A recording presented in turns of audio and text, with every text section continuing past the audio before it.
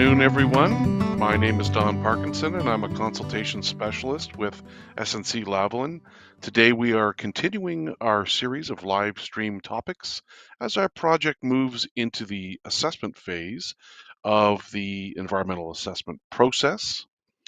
The topics we are covering parallel our project activities, so we hope these will help our viewers and listeners better understand the project and provide input along the way. So let's get started. Today, what we're going to talk about is not the federal EA process or IA process, as you saw at the beginning there. We're going to talk about what's going to happen next after the environmental assessment. That's the provincial process, terms of reference approval. Um, and the purpose is to help community members better understand the thinking behind and the activities associated with the process.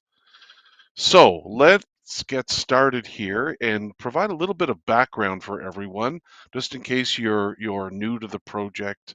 We just like to get everybody up to the sort of same level in terms of information.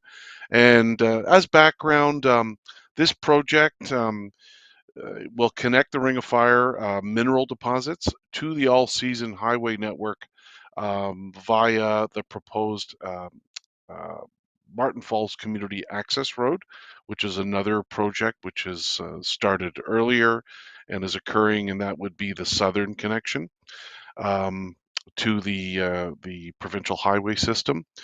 And this project provides an opportunity for Webequie First Nation, which is to the north, to connect to the all-season highway network through its Webequie Supply Road, connecting with the Northern Road Link project.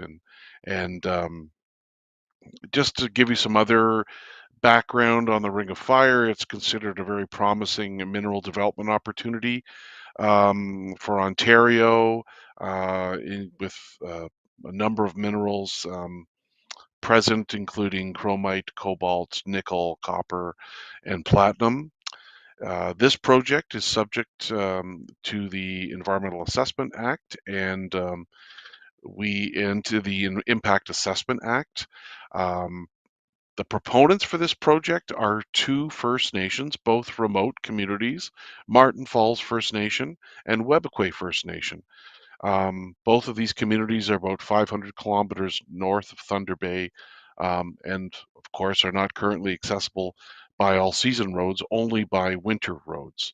There have been a number of studies done previously on an all season road to the Ring of Fire in 2020. Ontario, Martin Falls, and Webequie announced an agreement to work together, and then the communities agreed to be the proponents and conduct an environmental assessment for the project. Now, again, I talked a little bit about this earlier, but we want to show you where this project fits in with the other two all season road projects. So to the north, there's the Webequie Supply Road, which runs from Webequie First Nation, the settlement area, to McFalds Lake. Then the Northern Road Link project would connect that to the Martin Falls Community Access Road, which would then connect with the provincial highway.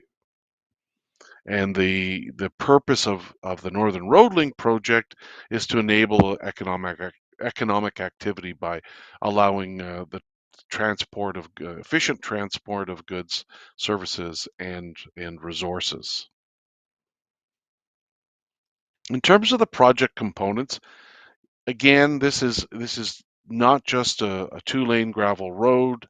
These all-season roads consist of other infrastructure elements. The road itself would be a multi-use gravel road, available and functioning all season, and it would be at least 117 kilometers in length and as much as 164 kilometers in length. And the reason why I'm giving you a range is because the actual final route has not yet been identified. There are a number of corridor alternatives right now, and we'll get into that a little bit later on. In terms of water crossings, there will be numerous crossings. consisting of culverts and bridges for the wider crossings where the span is greater. There will be one large bridge across the Attawapiskat River, where the span will be greater than 200 meters. And of course, as I mentioned, this project is more than just the two-lane road. It consists of other infrastructure, including storage and laydown areas, maintenance facilities and yards, access roads, aggregate sites, and construction camps. So there's a lot of other infrastructure associated with a project like this. In terms of alternative corridors, there are a number of alternative corridor segments, in fact, 12 of them. And I don't want to confuse you too much with this map, but as you can see at this point, we are in the process of trying to identify a preferred corridor. And so you see a number of different segments here that are the result of having different options. So there's each corridor is sort of a planning area, and it's 2 kilometers in width. And the idea of the corridor is to allow for routing around constraints within a final preferred corridor. And there's a number of segment combinations that are possible. Um, about 10 combinations, it says here, for each of the A1 and A2 alternatives. And A1, the choice of A1 versus A2 depends on the chosen corridor for the Martin Falls Community Access Road. So it's dependent on that. In terms of these alternative corridors, they're based on terrain while also looking at other factors such as biological factors, natural features, um, indigenous knowledge constraints. A lot of the segments, as you see here, follow the esker, which is sort of an elevated natural feature that is surrounded by the James Bay lowlands. There were other corridors developed to accommodate different crossing locations of the Attawapiskat River, and the reason why there are different locations is because of some of the constraints, which include sturgeon habitat, moose habitat, and in indigenous values as well. The Ontario process uh, requires a very detailed assessment of alternatives and includes consideration of residual and net effects, or the leftover effects, basically, after applying what you call mitigation measures, or which are ways of reducing or lessening impact of something. Criteria um, are being developed to assess the advantages and disadvantages. These are things to study and measure and measure. There would be like associated measurements, such as indicators, measurement methods associated with each criteria, and these could be impacts on species at risk and their habitat, impacts on peatlands, and factors such as quantities of aggregate available as well. As I mentioned before, there are there are three different crossing locations identified, two what are called western ones and then an eastern one.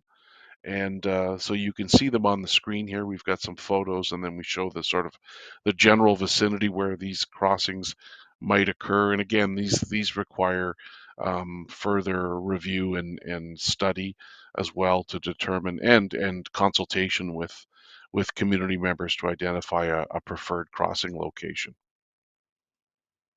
On the next slide, we have an overview of the provincial environmental assessment process. And in this, you'll see where we actually are. So you'll see the diamond-shaped figure on the top left-hand side, the minister's decision on the terms of reference. That has just occurred. That occurred right at the end of March. And so that means that the environmental assessment terms of reference, or the work plan for the environmental assessment, has been approved by the by MECP, the ministry. And once we learned of that, we then issued the environmental assessment notice of commencement, which is available on our website, northernroadlink.ca. This was issued in early April, as I'll get into a bit later. So you can see where we sit in the process right now. We have now moved from the planning phase of the environmental assessment process to the assessment phase. And so there's lots of work. The work really sort of intensifies now at this point. And then let's talk a little bit now about that terms of reference. Again, it's just been approved, officially approved. It went through a couple of different stages. It went through a draft phase, the draft terms of reference. This was circulated in November 2021. There was a 45-day review and comment period, which was then extended for another 30 days for Indigenous communities to allow communities to provide comments or ask any questions, um, any further questions. And then it moved to a proposed terms of reference, which was submitted in April of 2022 for a 60-day comment period. And this was then extended by an additional 90 days by MECP, by the provincial ministry, for Indigenous communities to December 14th, 2022. In the process of this review our technical team, received and responded to over 1,000 comments from regulators, Indigenous communities, and other stakeholders on the tour. Responses to the comments on the proposed tour were shared in November of 22, as I mentioned. Um, in response to many of the comments, changes were made to the terms of reference, and new commitments were made for the environmental assessment based on that input received. So all those comments and all that input did result in changes and adjustments to the work plan for the environmental assessment, to the terms of reference. So now we move to the notice of approval. This notice of approval was received on March 3rd, 2023. Um, this represents the end of the planning phase of the environmental assessment process, as I mentioned before. Now we move into the assessment phase. So the planning phase, where we develop the work plan or the terms of reference, is now complete. The work plan has been approved. Now we're executing that work plan. And again, we declared this publicly through the environmental assessment notice of commencement. And now, there we go. Sorry, I got my slides mixed up there.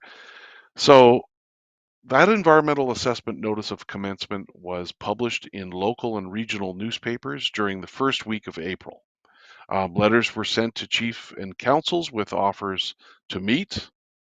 We and we make these offers on a regular basis because we want to get feedback from communities at any point in the process, and um, and these efforts help identify, especially at this point, um, these efforts that we make by reaching out to communities to meet with them and get and solicit comments and feedback from them, help us update our contact list, because it allows us to identify people that are interested in the project and want to keep in contact and be informed about the project.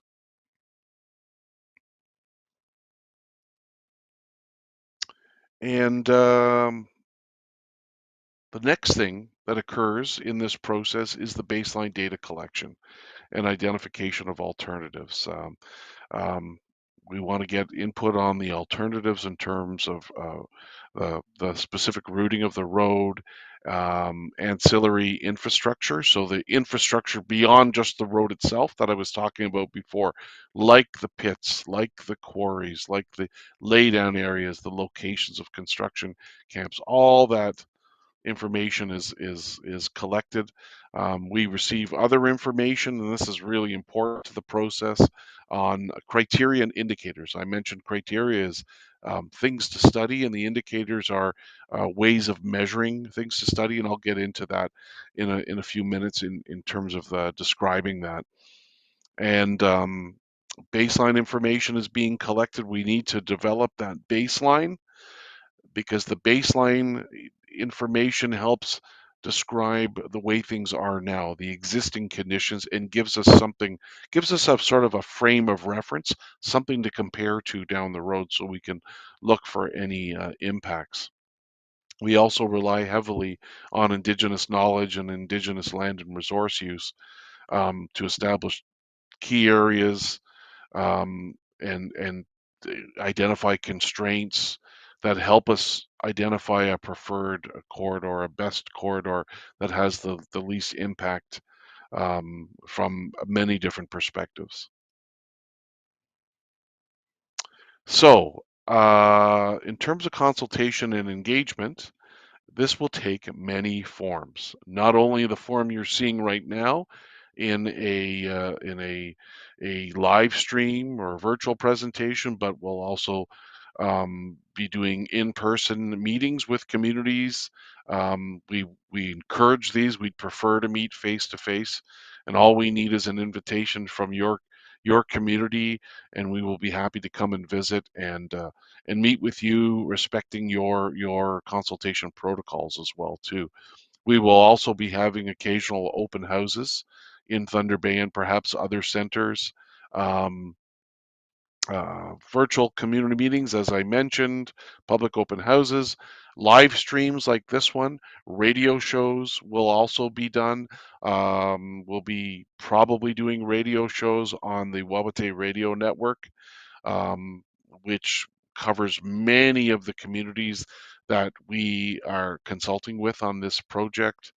And we'll also be trying to do some special shows where we parallel develop we'll have our basic topics which parallel the environmental assessment process, but we'll also develop some special technical topics of interest to Indigenous community members, such as construction in wetland areas and species at risk studies. So these kinds of technical discussions about topics that people are really interested in, we want to develop special shows for these where we can bring in experts and have constructive discussions on how to deal with these issues. So we look to you as community members to provide us with some suggestions for topics for these kinds of discussions.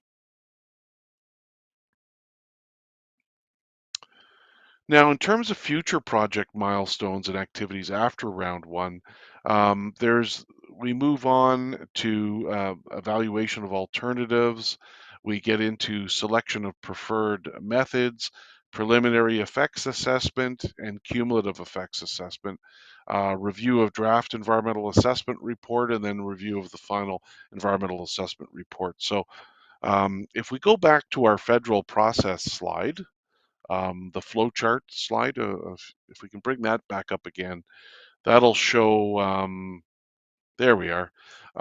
That shows the overall process. So, we sit right now, as I mentioned before, sort of at the environmental assessment notice of commencement. That's where we sit right now, just entering the assessment phase. So as I mentioned before, we're moving into the sort of the core of the project in terms of the baseline studies. Um, there's a number of studies that are undertaken, a huge number of studies that are undertaken as part of this project, and we're gonna be talking about those studies as we move through the project, so that you can understand and follow what field staff are doing, the kind of technical work they're doing, also how community members can get involved in that field work if they're interested in joining the technical teams to go out and do the field work as well too. So there's a lot of activities that are going on at this stage, and for the next couple of years as well too. So you see that we conduct the environmental assessment, we circulate a draft environmental assessment report, and then submit a final environmental assessment report, and then you have, if the project is approved and able to proceed, then it would move into detailed design where um, you're moving from preliminary engineering, which is what we are undertaking now in parallel with the environmental assessment, where we have a general idea of where the road would go. We move into the detailed design where we have to collect more information to understand more specifically and design the road to a higher level of detail based on the information that's available for specific areas.